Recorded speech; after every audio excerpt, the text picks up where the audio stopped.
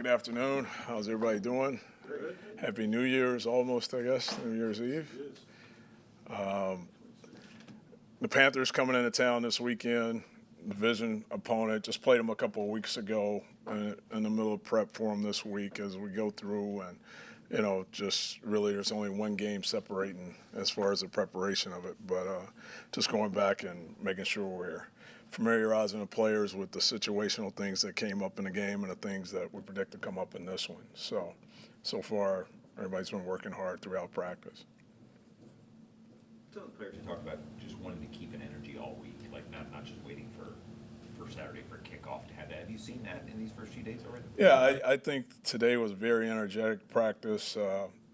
Yesterday was more of a walkthrough type practice for us, but today, getting out there and being competitive, I think, the attention to detail was there and looked for that to carry on throughout the course of the week. For you and the rest of the defensive coaching staff, what are the challenges of just having such a short time in terms of preparation from the last time you played the Panthers? Well, fortunately, it's not a big window. Where it really is tough is when, there's been a lot of games in between a common opponent and it's a short week. But, fortunate for us, we just played those guys not too long ago, a week ago. So from that aspect of it, the preparation into that previous game and then what we got in that game and then the game in between, you can kind of correlate what you project certain things are going to happen in situations, the matchups that they try to create then and the things that they try to do in those situations. So, hopefully, looking at it, we think it'll be very similar. I mean, between them, they've really done a good job throughout the year of running the football and finding ways to run the football. And, us being able to go up and stop the run will be critical in this game. With the last 2 weeks, the McMillan touchdown, and then that was right before halftime, and then this past week, you had the first touchdown there. It was a 63-yarder. Just what's gone wrong that has guys either getting beat in those situations or not in position to make the play? Well, the first situation you were talking about, I think, was lack of awareness in the situation of where we were and what was called. And then the other one was really a bust on a routine play that, has happened numerous times to us. So from that aspect of it, it's in the moment, the timing, when it happens, we have to be focused, and that's been a battle cry, for guys, especially when you get into the 2-minute end of the half, end of the game, because a lot of games boil down to that, and the scores are so close that is a pertinent time that you have to really focus in on what we're calling, what we're doing, and what we're asking you to do. Is that surprising that that's happening so late in the season? Like the Miami one, I mean, it seemed like it was a cover two from what I observed, and then but the receiver got outside. Right. Or is he supposed to be funneled towards the inside? Is that surprising that that's happening, especially involving veteran players? Yeah, you wouldn't like for those things to happen. You wouldn't think. I mean, those are situational things that I know, we cover and we try to emphasize as we go through as far as preparation for those situations. But like any Sunday, anything can happen. I mean, we've had a lot of guys that we've had to move around and those kind of things due to injuries, but there's still no reason. I mean, everybody, when their opportunity is called and being able to be in those situations, should be able to handle those situations. Depending on who's counting them, I think Lavonte needs like 7 tackles to become this franchise's all-time leading tackler, more than a Derrick Brooks, right? You've been around Lavonte a couple of years. I mean, it's been year to year for a while now. For a guy to play as long as he has, that position is unique in and of itself. What are those things that you notice about Lavonte that has enabled him to still be that voice and make plays as well?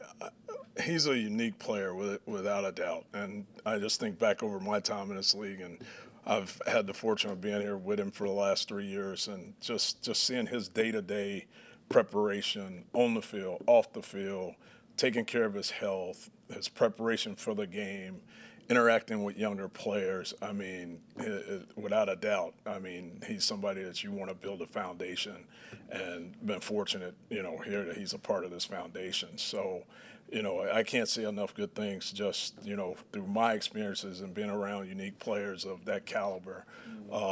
He's right there at the top of the list as somebody that, you'd want to build a foundation with. And I whatever he needs, I think he'll go out, and you're going to get every bit of energy and every concentration to get done, to get the win, number one, because he's not a selfish guy, but number two, to get accomplished what we need to get accomplished. Is there, like, it may sound crazy to say this, but when you consider that Lavonte played with the last member of the Super Bowl team, in the first Super Bowl team for the Bucs in 2002 with Rondé Barber, like, do you spot now kind of generational differences in how guys approach their work versus like the Lavonte Davids? I mean, does he stand out in that regard? Because, he is an older player, but he also had the benefit of playing with like a Rondé Barber and some of these guys that had such long careers. The way they approached work every single day. I mean, can you spot even some of those differences? Yeah, I mean, let's face it. I mean, college football has changed a lot. You look at it over the last 10 years and what players have been exposed to in college and then coming to this league and learning a whole different way of doing things, another way of matchups, offensive systems, and just, I mean, the field's different. I mean, there's a lot of differences, from college football to pro football. And I think it takes a little bit longer for some of those guys to, to grasp all the different concepts that we try to get taught to them in a short period of time. But, like I said, Lavonte's a unique player, a guy that, approaches it the right way, has had a good foundation with it. Every player is different. Every player's experience is different. So, when you get someone that unique and that different, and he's a part of, what you built over the years, I think his experiences with those players definitely helped, because I'm sure that they prepared. I wasn't here with them, but I'm sure they prepared and practiced the exact same way from everything anybody's ever told me in the building. So, having leaders and having him as a leader is important for as you bring your team along during the course of a year. Bryce Young just played the Seattle Seahawks with the Panthers last week, and he had 54 yards on 24 attempts.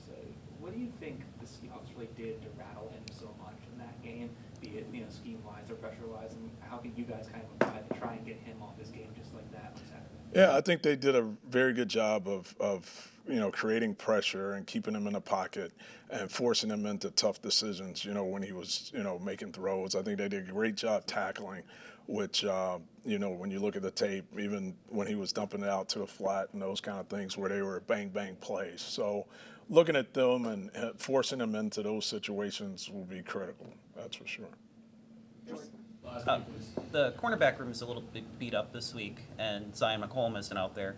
And Carolina has 3 top receivers that are 6'3" or taller. So from like a physicality standpoint, like having Tampa Bay's corners not be maybe 100%, how do you guys kind of prepare for that? Well, we're preparing just like we prepare every week. I mean, we've got some guys that aren't as tall as others, but from that aspect of it, I don't think that's been a major problem for us, as we progress through the course of the season. But I think the major thing is we'll just have to see from day to day how guys are doing health-wise and how the matchups unfold as we go into this game for this week. But, that's definitely something they are. They're big receivers, young receivers, but just like in the first contest, I think, guys, he wasn't able to play in that one, so our guys matched up pretty decent, we thought, against them. I know the last several games have not gone how you guys would have hoped. There's so many things that the fans don't see that go on during the week, preparation-wise, to get ready for these games. What would you want to say to fans? What would you want fans to know about this coaching staff and what you guys are doing to correct some of these issues? Well, I think what we're continually do is we want to keep continuing seeing growth of the young players that we have that are playing significant minutes now, and just want to see them continue to get better, compete, throughout the course of it, understand the situations that we're in, and hopefully this week we'll be able to go out and be able to see those things, throughout the course of the game and be able to come back with a win. All right, that's all for today. All right, thanks, appreciate it.